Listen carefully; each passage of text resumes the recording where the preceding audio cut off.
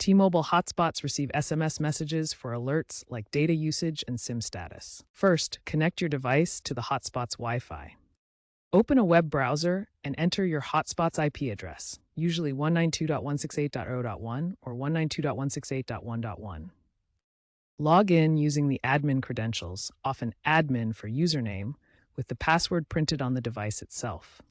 Navigate to the SMS or Messages section to view your inbox. Note that you can only receive SMS, not send them, and messages don't sync with your phone.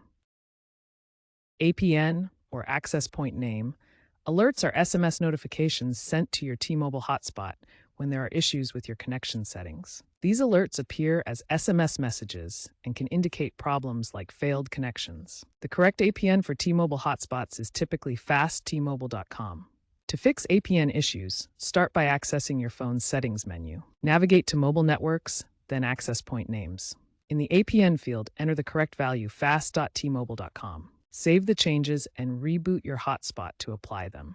Ignoring these alerts can lead to connectivity issues.